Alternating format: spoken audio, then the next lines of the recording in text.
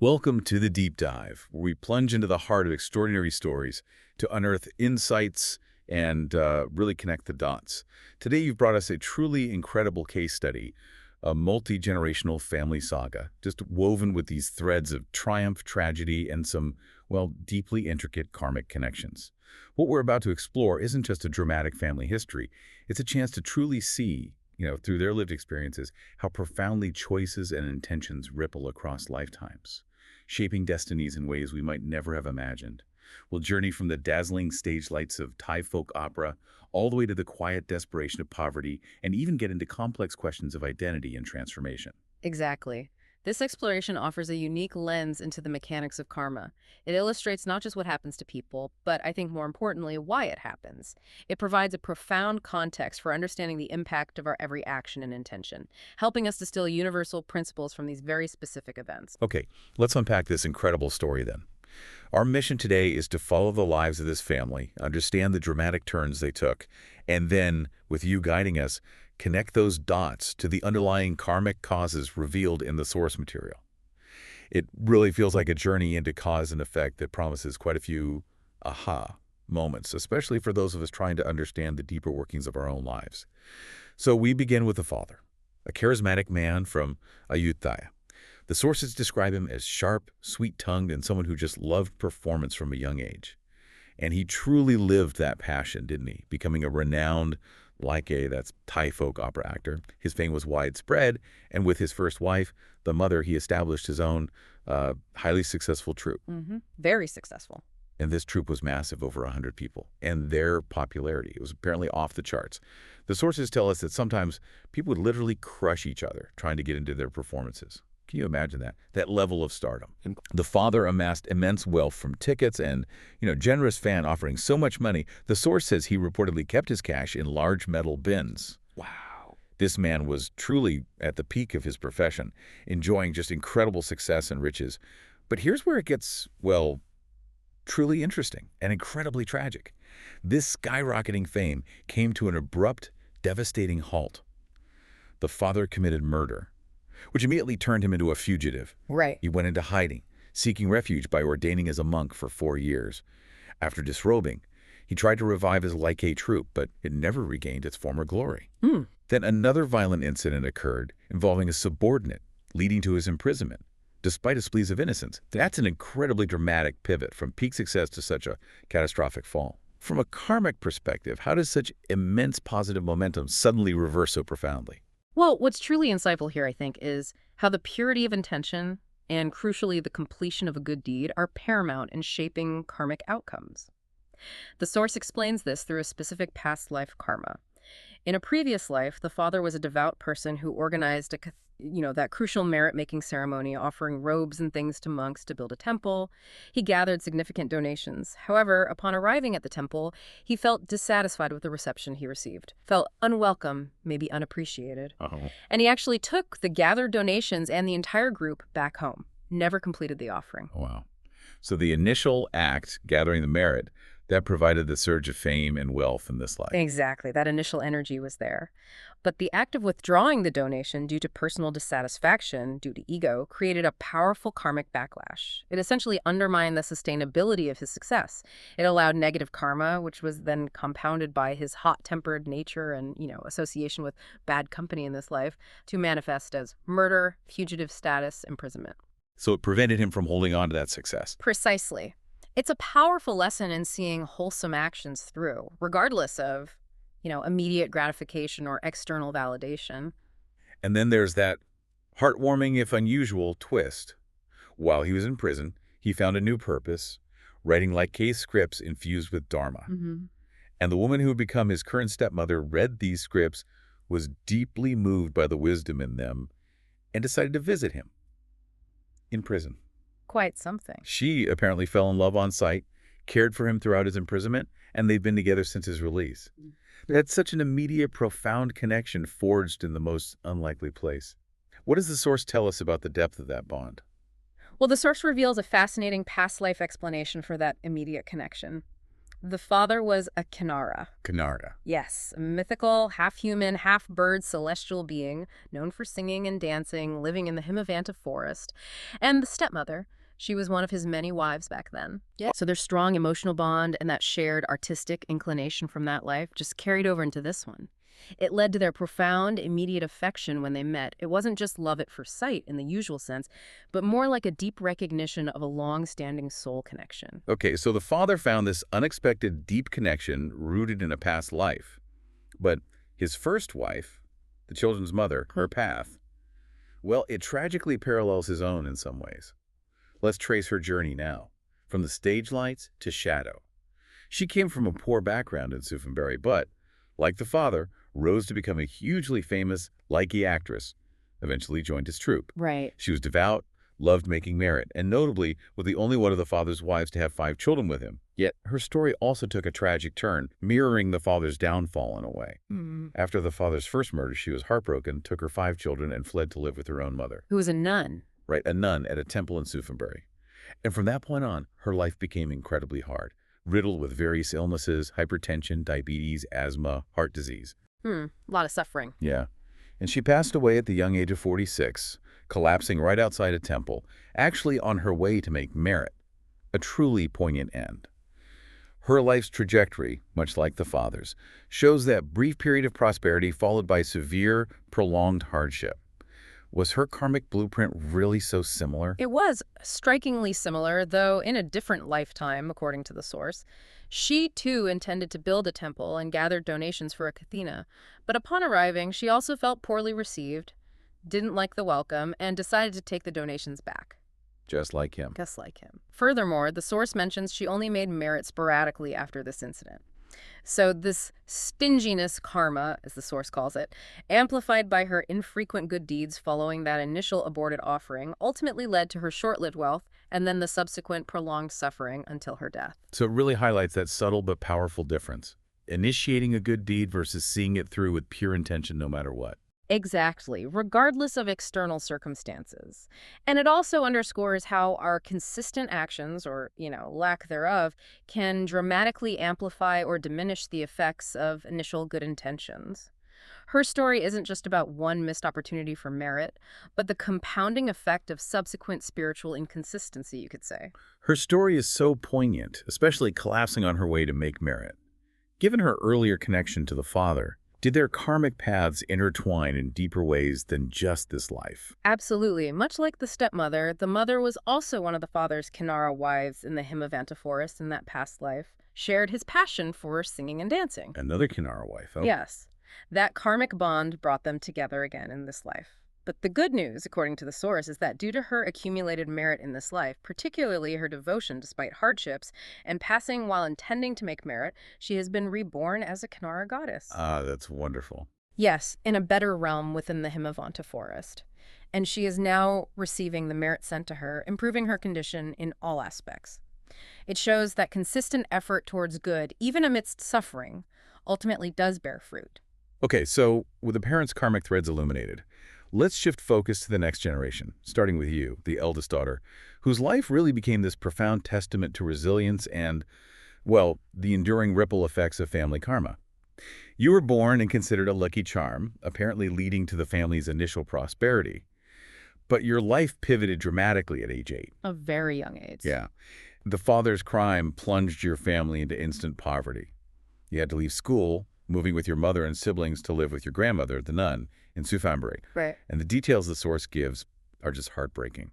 Often no food, walking barefoot to school, only one school uniform, washed with plain water because there was no soap, and just a quarter saluang, which is like a tiny, tiny amount of money for school expenses. You left school at P4, so around 4th grade, to take on any job, even physically demanding men's work, just to support your struggling mother and younger siblings. Incredible sacrifice. Imagine that. Barefoot to school, one uniform. It paints such a vivid picture of hardship. It truly speaks to an incredible inner fortitude, wouldn't you say? It really does, and that resilience becomes a significant part of her later karmic journey. But first, the source explains some of the specific hardships she faced. At 15, she almost died from typhoid, bleeding profusely, yet miraculously, her father, whose whereabouts were unknown to the family, just appeared. Out of nowhere. Out of nowhere. With only one bat in his pocket, he rushed her to a Bangkok hospital. A doctor friend helped her get free life-saving treatment. She and her second sister then worked for this kind doctor for a while, but homesickness eventually drew them back to Suphanburi. And there's also that story about her love for singing. She won a competition, but didn't even have proper shoes. Right. Borrowed high heels, which tragically broke as she received her award, causing a fall and a lasting knee injury that still troubles her today. Another hardship layered on top. Life did eventually improve, though. At 22, after her father's release from prison, his new wife, her stepmother, invited her to live in Korat. She became a singer in a restaurant there, earning enough to bring her two youngest siblings to live with her and send them to school, really embodying that self-sacrificing nature again. Taking care of the family. Yeah. She later entered a non-romantic, supportive relationship with a wealthy entrepreneur who, just out of kindness, helped her and her siblings further. Then, in 2000, her second sister, who had moved to New Zealand, invited her there. But even in a new country, hardship and a very dark period followed. It seems trouble followed her. It does. This is where it gets really dark. She fell in with a bad crowd, got involved with drugs, alcohol, and daily casino gambling for an entire year. A whole year. Wow. Oh, yeah. Lost all her money, accrued massive debt, felt utterly hopeless, crying as she drove. In desperation, she prayed to Buddha and her deceased mother, using the mantra, "For mother, I cannot lose," to find the strength, the determination to quit gambling. And it worked. She stopped gambling. But then, in a twist, she and her second sister tragically turned to heroin, or white powder, becoming heavily addicted. Oh my goodness. Yet, they both eventually realized it brought no happiness and just quit, surprisingly, without any formal ceremony or process. Just stopped Yeah. after heavy addiction. According to the source, yes. The shift from intense gambling to heroin addiction and then stopping both without formal intervention is almost unthinkable. From a karmic perspective, what allows for such a seemingly simple cessation of such powerful addictions? Does the source touch on that readiness for change? Well, the source focuses more on the origins of her suffering and then her turn towards Dharma. This whole journey, extreme ups and downs, near death, addiction, then finding the path, it reveals some very specific karmic threads.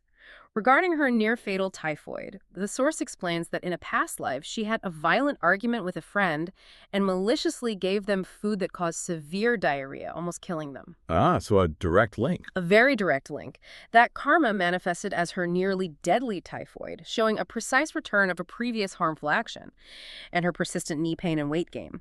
That stemmed from verbal karma. Verbal karma. Just words. Yes. In a past life, she had verbally abused someone, calling them fat. This caused her to become obese in this life, and the heavy weight then strained her knees, causing chronic pain that lasts to this day. Wow, it's striking how specific that is. Not just bad deed, bad health, but a precise karmic echo dictating the type of suffering. Exactly. And her diabetes. That came from the karma of killing animals for food in a past life. Thalassemia, on the other hand, was a consequence of selling counterfeit goods, mixing fake products with genuine ones for profit. It's a sobering reminder, isn't it? How seemingly disparate health issues can trace back to specific past actions, highlighting that law of precise karmic retribution. Okay, let's look at her siblings now, as their lives also reveal powerful karmic lessons and connections to hers. First, her second sister. She shared so much of the same hardship leaving school at P4 to work, just like the eldest, ran away to Bangkok as a teenager, eventually moved to New Zealand, married a New Zealander, and crucially, she was with the eldest through that dark period of drugs and gambling, and then profoundly was with her when they both found their way to Dharma. That's a truly powerful shared journey. It really is. What is this shared life, from hardship to addiction to finding merit, tell us about their karmic bond? Well, the source reveals a strong past connection. In a past life, they were actually close male friends who were, let's say, delinquent together, got into mischief. The gang connection again. Yes. This shared past brought them together as sisters in this life, experiencing similar challenges, even shared addictions. The way to overcome this karmic cycle for both of them, according to the teachings, is to completely abandon all unwholesome actions and fully commit to making merit in every way possible. And dedicating those merits specifically to release from these negative karmic patterns, it really underscores how shared karma can lead to shared paths of both suffering and liberation, potentially. And her husband in New Zealand, the one who supports her merit making. Yes, he also has karmic ties. He had made merit in Buddhism in a past life, but didn't make specific vows or wishes, which is why he was reborn outside Buddhist lands. However, that good disposition from his past merit still influenced him to support Dharma in this life. He was also her husband in a past life. Really? Yes, and they made merit together as what's called kachakta, basically provision-making supporters for the Sangha, providing necessities for the monastic community. Though the source says they did it inconsistently and without specific vows. But that old connection drew him back to the community in this life, showing how even sort of unarticulated good intentions can lead to future supportive relationships. Okay, next, the third sister. Described as beautiful, many suitors, but also prone to gambling and promiscuity, even while married. She had a child, but left it for the eldest sister for you to raise. And you, despite everything, love that child like your own. It's quite striking, that unconditional love for a niece. Does the source shed light on that? Indeed it does. You and your third sister were also part of that same gang of delinquent men in that past life. All three of them. Yes, which is why you are siblings in this life, sharing some similar karmic tendencies perhaps, and the child she left for you. The source reveals that child was your own daughter in a past life. My goodness. That past parent-child bond is why you feel such a deep, unconditional love for your niece in this life, almost as if she were your biological child. It's a powerful example of how familial bonds can transcend lifetimes and, physical relations. Now, a very unique and complex case. The fourth sibling. As a child, he was male, but had distinctly feminine mannerisms. Later in life, it was discovered he has two sexes in one body. Yes, upatofianchanok. He couldn't ordain as a monk, even in other temples, despite trying. After disrobing from an attempt, he decided to live openly as a woman, working as a beautician, and is now deeply committed to Dharma, making merit regularly. This condition, upatofianchanok, is incredibly rare and challenging. What does the source reveal about the powerful karmic forces at play here? And what does it emphasize about the mindset needed for the rigorous practice and renunciation to transcend it? Well, this condition, upatofianchanok, is explained by a powerful and complex combination of karmic actions. In past lives, this sibling was repeatedly promiscuous, first as a man, then as a woman, over several lifetimes. Both male and female forms. Yes. The accumulated karma of promiscuity from both male and female forms combined in this life, resulting in the two-sex condition.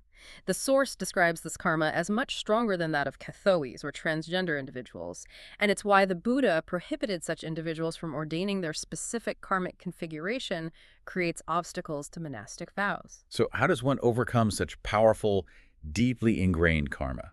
The source emphasizes an immensely difficult but crucial path. This individual must rigorously observe the 8 precepts, especially on holy days, intensely practice meditation, and crucially cultivate a deep sense of disenchantment and renunciation towards this physical condition. It's not merely about enduring it, it's about actively transforming one's inner state, detaching from desire related to gender or form, and seeing this physical manifestation as a direct result of past actions, without resentment, but with understanding. That sounds incredibly challenging. It is. Only through such profound and sustained effort, the source suggests, can one hope to be free from this state in future lives. It really highlights the immense effort required to shift such a deeply ingrained karmic pattern. Finally, the fifth sister. Described as kind-hearted, loves her family, makes merit diligently.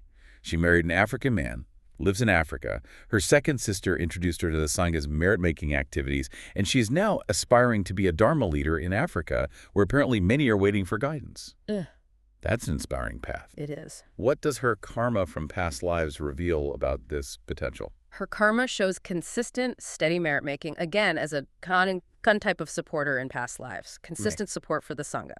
She has accumulated enough merit, the source indicates, to become a Dharma leader in Africa, and indeed it says many spiritually inclined individuals are waiting for her there, ready for guidance. Really?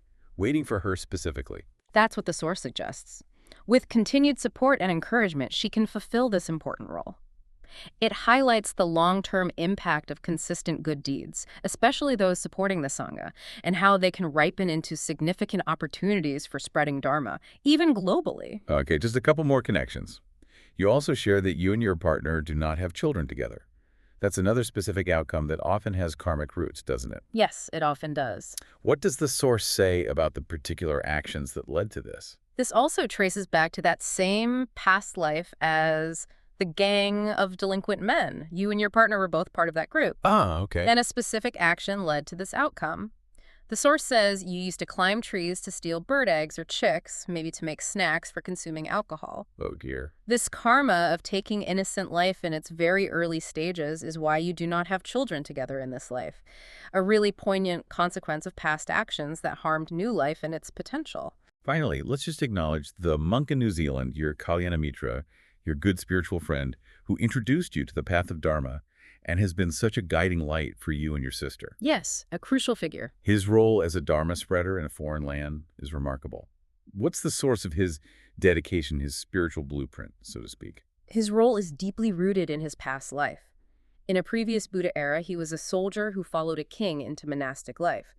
He successfully practiced Dharma, achieving deep meditation and experiencing the Dhammakaya. The Dhammakaya. Yes, which, within this particular tradition, refers to the profound, purified inner body of enlightenment, a state of ultimate wisdom and clarity attained through deep practice.